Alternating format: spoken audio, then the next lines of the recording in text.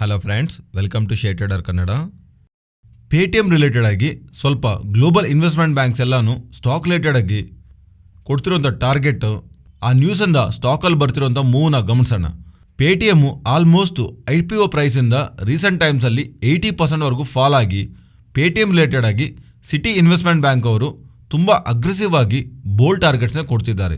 ಇಲ್ಲಿಂದ ಇರುವಂಥ ಪ್ರೈಸಿಂದ ಬೈ ರೇಟಿಂಗ್ ಕೊಟ್ಟು ಟಾರ್ಗೆಟ್ಟು 1055 ಅಂತ ಹೇಳ್ತಿದ್ದಾರೆ. ಮೀನ್ಸ್ ಮೋರ್ ದ್ಯಾನ್ 100% ಈ ಸ್ಟಾಕ್ ಬೆಳೆಯುತ್ತೆ ಅಂತ. ಇದಕ್ಕೆ ಇವ್ರು ಹೇಳ್ತಿರೋಂಥ ರೀಸನ್, ಪ್ರೆಸೆಂಟ್ ಈ stock 5 times FY24 EV2 contribution ಪ್ರಾಫಿಟ್ನಲ್ಲಿ ಟ್ರೇಡ್ ಆಗ್ತಿದೆ. ಅದರಿಂದ ಆಲ್ರೆಡಿ ಈ ಸ್ಟಾಕ್ ರಿಲೇಟೆಡ್ ಆಗಿ ಓವರ್ ಸೆಲ್ಲಿಂಗ್ ಕಾಣಿಸಿದೆ ಅಲ್ವಾ. ಅದರಿಂದ ಈ ಪ್ರೈಸ್ನಲ್ಲಿ ಈ ಲೆವೆಲ್ಸಲ್ಲಿ ಡೌನ್ ಸೈಡ್ಗೆ ರಿಸ್ಕ್ ಲಿಮಿಟೆಡ್ ಆಗಿರುತ್ತೆ. Unless pre IPO investors further ಆಗಿ ಅಗ್ರೆಸಿವ್ ಆಗಿ ಸೆಲ್ ಮಾಡೋದು ಬಿಟ್ಟರೆ ದೊಡ್ಡ ಮೊತ್ತದಲ್ಲಿ ಫಾಲು ಸ್ಟಾಕ್ ಪ್ರೈಸ್ನಲ್ಲಿ ಇರಲ್ಲ ಅನ್ನೋ ಥರ ಸಿಟಿ ಅವರು ಭಾವಿಸ್ತಾ ಇರೋ ಥರ. ಆ್ಯಂಡ್ ಈ ರೀಸೆಂಟ್ ಟೈಮ್ಸಲ್ಲಿ ಮಾರ್ಕೆಟ್ ಶೇರ್ನ ಗೈನ್ ಆಗ್ತಾ ಪೇಟಿಎಂ ಅವರು ಗ್ರೋ ಆಗೋದಕ್ಕೆ ಪ್ರಯತ್ನ ಮಾಡ್ತಿದ್ದಾರಲ್ವಾ. ಅದರಿಂದ ಇಲ್ಲಿ ಇನ್ವೆಸ್ಟ್ಮೆಂಟ್ ಬೆಟರು, ರಿಸ್ಕ್ ರಿವಾರ್ಡ್ ಇರುತ್ತೆ ಅಂತ ಸಿಟಿ ಅವರು ಭಾವಿಸ್ತಾ more than 100% Paytm stock nearly 1055 ಹೋಗುತ್ತೆ ಅನ್ನೋ ಥರ ಟಾರ್ಗೆಟ್ ಕೊಡ್ತಿದ್ದಾರೆ. ಅದನ್ನು ನೆಕ್ಸ್ಟ್ 12 months ಅನ್ನೋ ಥರ ಅವರು ನೋಟ್ನ ರಿಲೀಸ್ ಮಾಡ್ತಾ ಇರೋದು. ಸ್ಟಾಕ್ ಇವತ್ತು ನಿಯರ್ಲಿ 6% ಅಪ್ಸೈಡ್ಗೆ ಮೂವ್ ಆಗಿದೆ. ಇಲ್ಲೇ 2 ಕನ್ಸರ್ನ್ಸ್ ಕಾಣಿಸ್ತಾ ಇದೆ ಫ್ರೆಂಡ್ಸ್. ಪೇಟಿಎಂ ರಿಲೇಟೆಡ್ ಆಗಿ ಒಂದು, ಮಾರ್ಕೆಟ್ ಅಲ್ಲಿ ಯಾವಾಗ್ಲಿಂದ ವೆಯ್ಟ್ ಮಾಡ್ತಿರೋದು ಇವರು ಯಾವಾಗ ಪ್ರಾಫಿಟಬಲ್ಗೆ ಟರ್ನ್ ಆಗ್ತಾರೆ ಅಂತ, our road to profitability clarity ಬರುತ್ತಾ ಅಂತ. ಸೊ ಸ್ಟಿಲ್ ಇನ್ನೂ ಇವರು ನಂಬರ್ಸ್ ಅಲ್ಲದು ಕಾಣಿಸ್ತಿಲ್ಲ. ಎರಡನೇದು, ಪ್ರೀ IPO ಇನ್ವೆಸ್ಟರ್ಸ್ ಇನ್ನೂ ಪ್ರಾಫಿಟ್ ಬುಕ್ ಮಾಡ್ಕೊಂಡಿಲ್ಲ. ಬಿಗಿನರ್ಸರ್ಸ್ ಆಲ್ರೆಡಿ ಪೇಟಿಎಂ ನಲ್ಲಿ ಶೇರ್ ಹೋಲ್ಡರ್ಸ್ ಆಗಿದ್ದಾರೆ.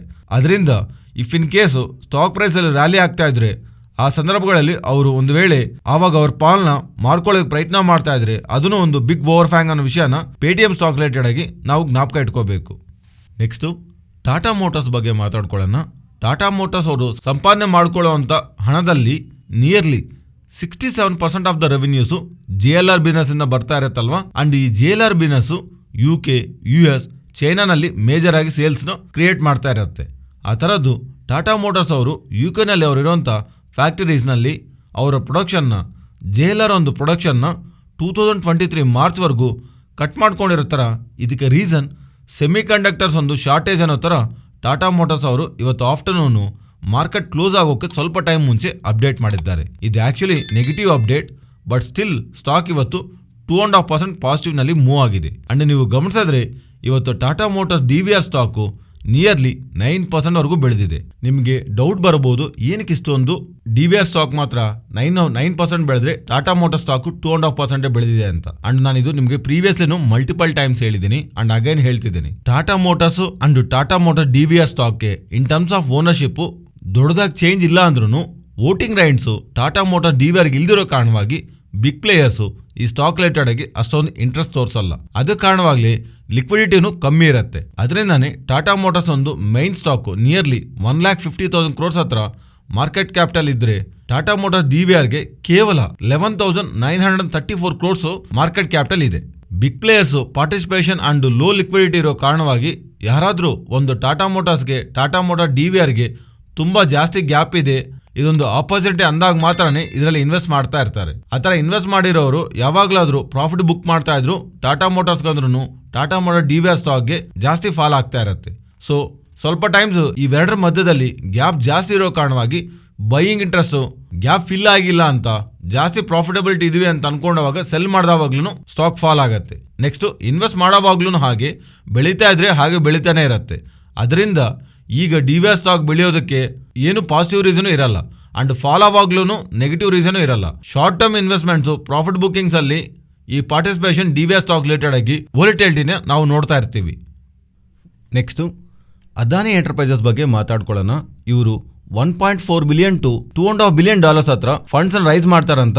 ದೊಡ್ಡ ಮೊತ್ತದಲ್ಲಿ ಹಣ ರೈಸ್ ಮಾಡ್ತಿರೋ ಹತ್ರ ಆ ಥರ ರೈಸ್ ಮಾಡೋದಕ್ಕೆ ಇವರು ಸೆಲೆಕ್ಟ್ ಮಾಡ್ಕೊಂಡಿರೋದು ರೂಟುನು FPO ಆಗ್ಬೋದು. ಮೀನ್ಸ್ IPO ಅಂದರೆ ಫಸ್ಟ್ ಟೈಮ್ ಮಾರ್ಕೆಟಲ್ಲಿ ಬರೋದು.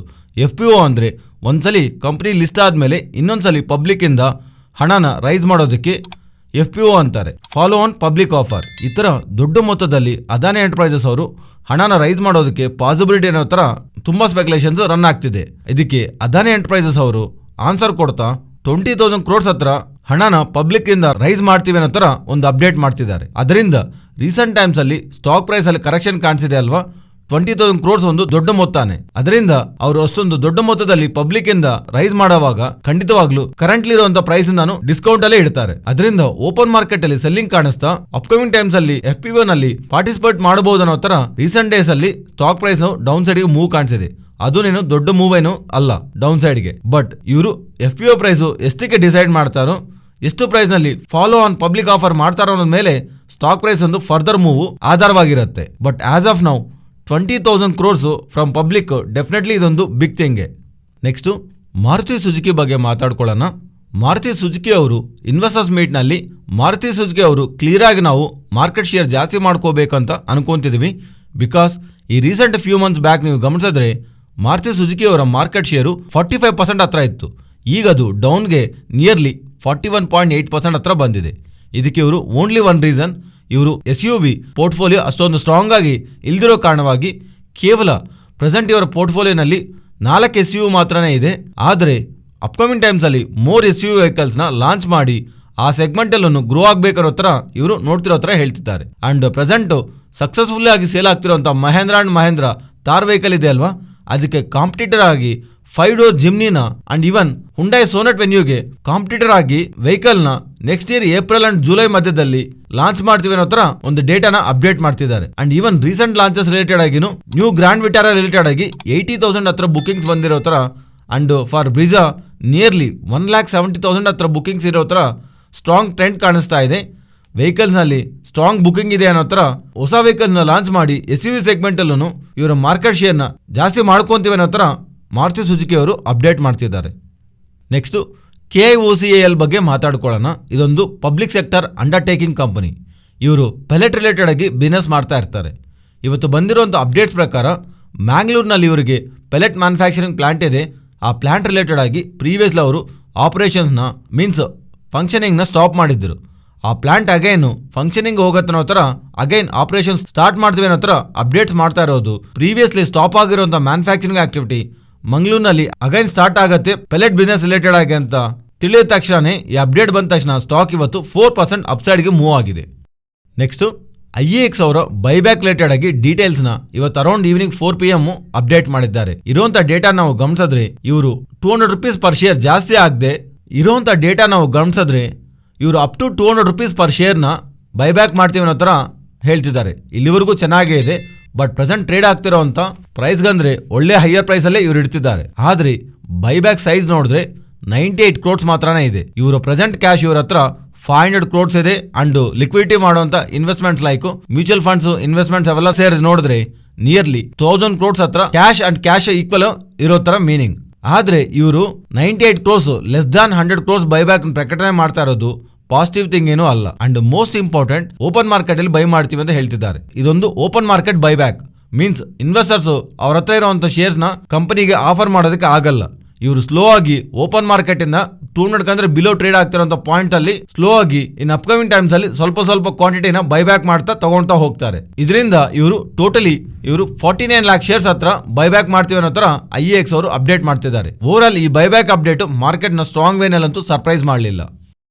ನೆಕ್ಸ್ಟ್ ITDC ಬಗ್ಗೆ ಮಾತಾಡ್ಕೊಳ್ಳೋಣ. ಸ್ಟಾಕ್ ಇವತ್ತು 20% ಅಪ್ಪರ್ ಸರ್ಕ್ಯೂಟ್ ಅಲ್ಲಿ ಕ್ಲೋಸ್ ಆಗಿದೆ. ಇದರಲ್ಲಿ ಮೋರ್ ದ್ಯಾನ್ 85 ನಿಯರ್ಲಿ 87% ಹತ್ರ ಪಾಲ್ನ ಗವರ್ಮೆಂಟ್ ಆಫ್ ಇಂಡಿಯಾ ಅವರೇ ಹೋಲ್ಡ್ ಮಾಡ್ತಿದ್ದಾರೆ. ಇವ್ರ ಅಂಡರ್ ನಲ್ಲಿ ತುಂಬಾ ಪ್ರಾಪರ್ಟೀಸ್ ಇದೆ. ಅದರಲ್ಲಿ ಒನ್ ಆಫ್ ದಿ ಪ್ರಾಪರ್ಟಿ ಡೆಲ್ಲಿಯಲ್ಲಿ ಇರುವಂತ ಅಶೋಕ ಹೋಟೆಲ್. ಇದರಲ್ಲಿ ಡಿಸ್ಇನ್ವೆಸ್ಟ್ಮೆಂಟ್ ಮಾಡೋದಕ್ಕೆ ಗವರ್ಮೆಂಟ್ ಆಫ್ ಇಂಡಿಯಾ ಅವರು ಯಾವಾಗ್ಲಿಂದನೂ ಟ್ರೈ ಮಾಡ್ತಿದ್ದಾರೆ. ಅದಕ್ಕೋಸ್ಕರ ಮಾರ್ಕೆಟ್ ಎಕ್ಸ್ಪೆಕ್ಟ್ ಮಾಡಿರುವಂತ ಪ್ರೈಸ್ ಆಲ್ಮೋಸ್ಟ್ 5,000 to 6,000 crores ಹತ್ರ ಇರತ್ತಂತ ಅಶೋಕ ಹೋಟೆಲ್ಗೆ. ಬಟ್ 5,000 to 6,000 crores ಹತ್ರ ಅಶೋಕ ಹೋಟೆಲ್ನ ಇವರು ಡಿಸ್ಇನ್ವೆಸ್ಟ್ಮೆಂಟ್ ಮಾಡ್ತಾರಂತ. ಆದ್ರೆ ಗವರ್ಮೆಂಟ್ ಆಫ್ ಇಂಡಿಯಾ 7,409 crores ಹತ್ರ ಮೀನ್ಸ್ ಅಶೋಕ ಹೋಟೆಲ್ನು ನೀವು ಯಾರಾದ್ರೂ ತಗೋಬೇಕಂತ ಅನ್ಕೊಂಡ್ರೆ 7,400 crores ಕೊಟ್ಟು ಬಿಡ್ ಮಾಡಬೇಕು. ಮೀನ್ಸ್ ಆ ತರ ಬಿಡ್ ಹಾಕಿ ಯಾರಾದ್ರೂ ಪಾರ್ಟಿಸಿಪೇಟ್ ಮಾಡಿ ಗೆಲ್ತಾರಲ್ಲ ಅವ್ರಿಗೇನೆ ಈ ಹೋಟೆಲ್ ಹೋಗತ್ತೆ ಅನ್ನೋ ತರ. ಸೊ ಅದು over the period public private partnership ನಲ್ಲಿ ಬಿಡ್ ಮಾಡಿ ಗೆದ್ದವರು ಸ್ವಲ್ಪ ವರ್ಷಗಳವರೆಗೂ ಅದ್ರ ಮೇಲೆ ಅವ್ರಿಗೆ ರೈಟ್ಸ್ ಇರುತ್ತೆ.